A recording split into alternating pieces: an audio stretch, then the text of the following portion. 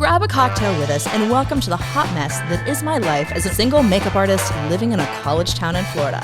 This is Kara's Lipstick Diary. And we're back for the second half of the episode with Norma, talking about polyamorous relationships. And it's her second time on the show because this topic was a hot topic in season 2. So, have you hit that subscribe button? You know you want to. Hit that subscribe button and sit back with our fabulous cocktail and enjoy the rest of this episode. It made sense to me until it didn't. Yeah. That's when I first met you. I mean, I did the whole thing. I got married when I was young. I went, I was monogamous, did the whole normal life thing, and then oops. Yeah, didn't really work out for us.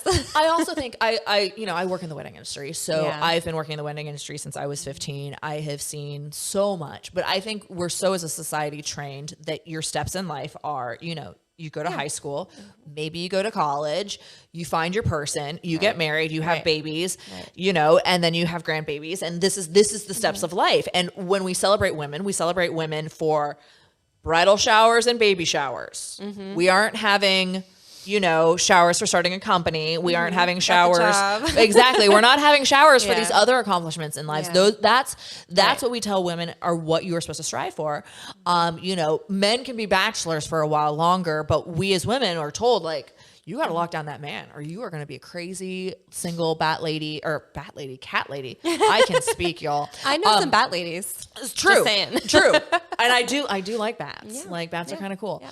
But that's what we're told, and that you're supposed to find that one person that's supposed to fulfill all your needs and all your dreams and sexually satisfy you, emotionally satisfy you. Mm-hmm. That's a lot of pressure. That's a lot for of one fucking person. pressure. Yeah. Most people can't fulfill all that. I mean, most monogamous relationships don't last. And most monogamous relationships might not be monogamous. Well, that's true too. Well, there's that little fact. Yeah. You should yeah. Sorry, bad facts, but it's true. It's people true. Just aren't honest about it. No, and and to me, I think that because for me, my number one thing is I like honesty. Mm-hmm. Honesty is extremely I'm too honest, y'all. But I expect everyone around me to be too honest as well. Right. I want all the facts. Same. I don't like secrets. There is not I always laugh with my friends because I'm literally there is no secret that I don't have a secret.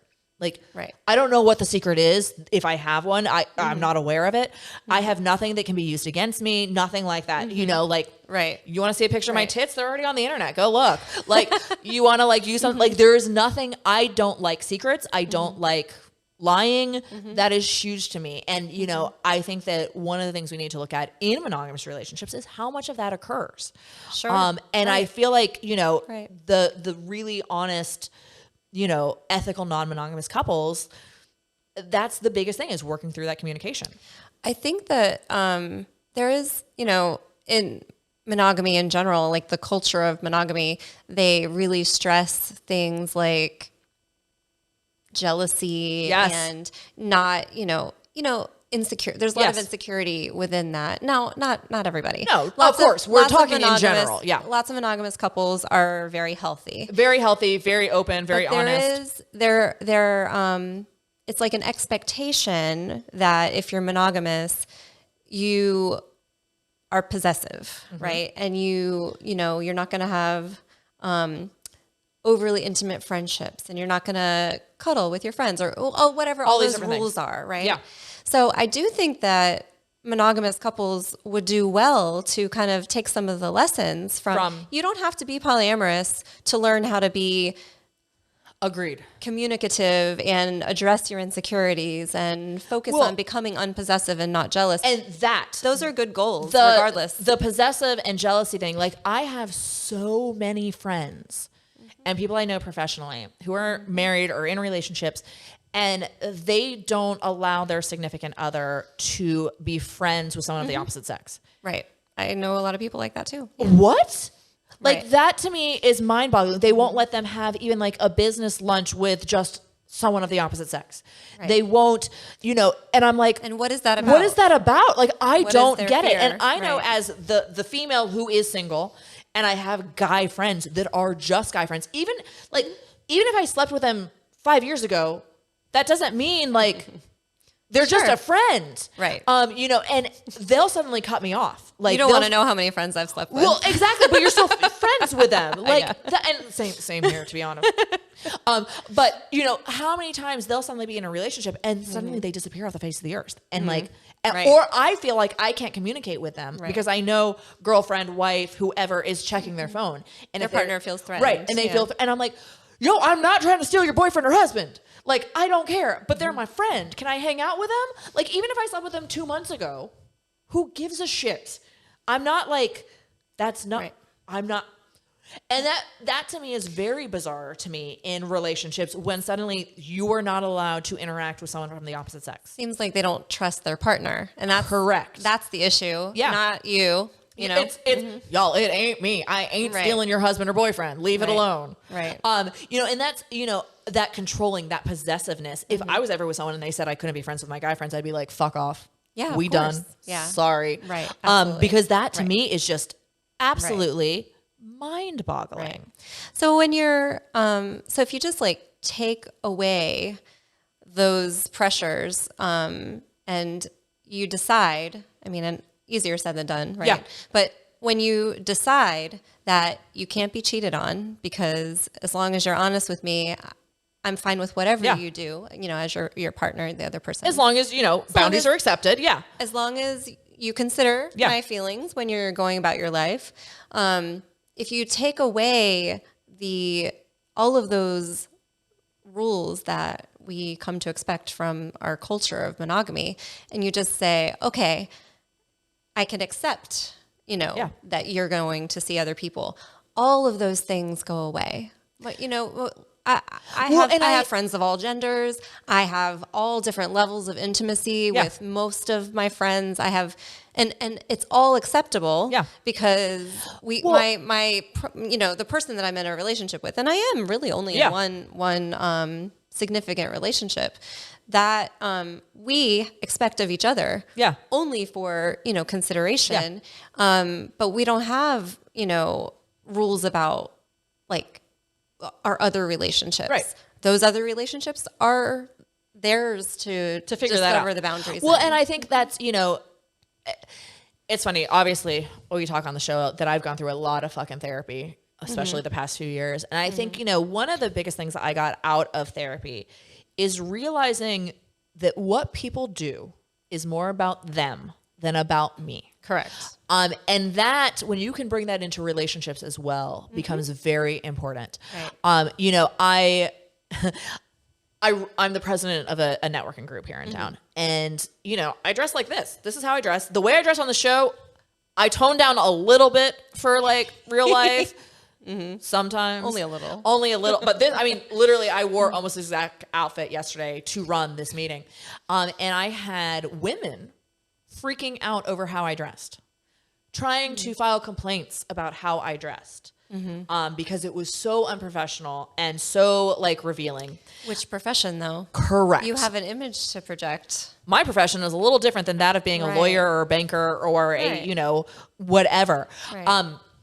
But I realized if this had happened 5 years ago, I would have lost my shit. I would have taken it so personally. Oh my God. Oh my God. I need to change. Oh my God. And I, for a long time, dressed the way I thought I was supposed to dress because of those things in my head. And then one day through therapy, when this started happening, I went, yo, what's your trigger? Because what they were reacting to me, but it wasn't me. It was something that happened to them. Something in their head that made them react to my outfit. Maybe when they were, you know, first working, somebody commented on their outfit and they had to change. And if they had to change, why am I like this? You know, whatever that trigger was. And I think, you know, that carries into relationships. You know, when your partner, you know, there's always those memes of like the two people laying in bed and like this person, oh, I'm sure he's thinking about another girl. And then it's like, he's thinking about like the football play or something. Sure. Like, I think exactly, something totally fucking random that has nothing to do with anything. I think, you know, that's one of those things when you go into relationships with people is realizing that their reactions, their things are them and not you. Right. And then being able to have that open, honest communication. And accepting what's yours. Yes. Right. And that's if you're feeling like, oh, they're probably, having sex with someone else, or they're doing this. Why or are you doing thinking that? Why do you think that? And what does it say about you? Yeah. And how do you address that insecurity? And, it might be something your partner is saying or doing That's causing that. maybe they could reassure you more or whatever. Whatever. But a lot of times people base those accusations, I guess, if you will, on nothing at all. Completely nothing. Nothing at all. Or it's something that they would do. Well, And that projection Oh, is yeah. huge. Oh, yeah. I just keep telling random ass stories. But I had someone recently who they purchased something from an auction that I was doing and then lost their shit at the person who was going to deliver it to them because they decided that I had found out, this person and I do not have a relationship, that I had found out that they had won it and I had destroyed the item so that they couldn't have it. I'm sorry, what? First off, you gave me money for my event that is raising money for breast cancer research. This is very important to me. Why the fuck would that would never even remotely cross my mind. Now, this person I know has done that with other stuff. And I'm like, you projected that onto me. And again, this goes into relationships. Oftentimes when I have friends and they're in a relationship and one is accusing the other of cheating, it's usually the person accusing who's actually doing it. Excuse me. And again, that comes to your own self-awareness and realization of, are you projecting this? Is this really you? What is going on? And then communicating and talking this all through. And if you're having an insecurity, fucking talk with your goddamn partner. Don't just go with your girlfriends or your guy friends and talk with a cocktail or beer in your hand. Like, talk to your fucking partner. Like, have that communication. Yeah. Ask for reassurance if that's what you need or whatever. Whatever it is in the relationship. And, again, a lot of this that we talk about, yes, this is part of the, ethical non-monogamous world, but it carries over into monogamous relationships. Absolutely. And I go back, you have to find what works for you as an individual, not what society wants you to do, not what your mom wants you to do, not what, Grandma Sally expects you to do. What works for you in a relationship? And every single person, it's going to be different. And it's finding the people that mesh. Absolutely. Of course. Some people, like a lot of people, fall in love randomly all the time. Most people aren't like that. No. Most people only get, a handful of people that they're even remotely attracted to. And then, you have to find the people you have things in common with and all of those things. Relationship styles matching and ethical styles matching, all of that. It's super important. Making sure that those things all line up together. I think that is one of those things. It's a constant conversation, and it can evolve and it can change depending on people's places in life. Well, and with polyamory, I say, you only might get a few chances, but if you're polyamorous, you can explore all the chances that come your way. Which is really nice. Well, and if something doesn't fit, okay, well, you move on. And I also look at people who stay in extremely unhealthy monogamous relationships. Because they fear they're never going to find someone else. Whatever the fear is, they stay in it. And they're just closing themselves off to so much happiness, so much, healthy relationships.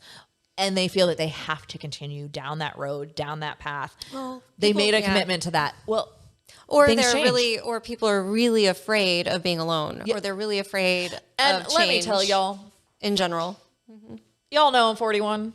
I've been alone forever. I have never once been in love. I've had crushes and lusted after, but I've never been in love. I've never really done any of that. I like being on my own. It's actually quite fulfilling. It's fantastic. If you're scared of being on your own and you're staying in an unhealthy relationship, contact me. Let's talk about it, because I can tell you being out here on my own is fucking fantastic. But it is, again, we have all these hangups. We have all these questions. Society tells us one thing. Our family tells us one thing, but you really have to be authentic and true to yourself and know who you are. I think that's the hardest. Is really knowing who you are, looking in yourself and going, this is what I'm okay with. This is what I'm not okay. Why am I not okay? Is that something I can adjust and change? Where is this coming from? Am I projecting? That's, I think, you can't have an ethically monogamous relationship, or really any relationship, if you're not honest about who you are to yourself. Yeah, definitely. That's definitely true. You know, and then communicating with your partners. Absolutely. Or partner, whatever it happens to be. Partner with the S and yeah, exactly. The little parenthesis S. That's what it is. But yeah, this is one of those conversations that I think can go on because it really goes to a deep seated, you know, who are we as people? What do we want? How are we communicating? All of that. And what is ethical for each of the individuals involved? Right. So, you know, like I say, this is one of those that can keep going and going and going, and we can keep talking about it, but it is time for us to wrap this up. Please contact us. Reach out to both. We actually, like, I enjoyed getting the messages and talking with people about it. Sure. It was kind of fun, and you engaged with them on it. Yeah, so, feel free. I'm on Facebook. Send me a message. Find us. Message. We'd love to talk. So thank you guys so much for watching. Norma, thank you so much for coming back on and doing this again with me. My pleasure. Google relationship smorgasbord. Oh, I need to look that, and I want this poster. I really want it like on my wall. I'm not sure where I'm going to put it because if Find it for you. This is my actual house, you guys, that we're filming in now, and I had to like actually take artwork down to not have as much artwork up, so I don't know where this poster will go. But I feel like I need it in my life. Anyways, thank you again so much for being on the show. You guys, my pleasure. Hit that subscribe button. You know you want to. Now that we're splitting episodes into 2 and they're releasing every week, you're going to miss out if you don't hit subscribe. So hit that subscribe button. Also, you know, if you're going someplace fabulous and you're having a big event and you want to look extra special, I can come and do your makeup. Anywhere that you are, I will travel to you. That is what I do. I'm a full-time makeup artist, and I just did one of my fans' weddings. So if you're interested, make sure you DM me. Hit that subscribe button, you guys. See you on the next episode. Bye.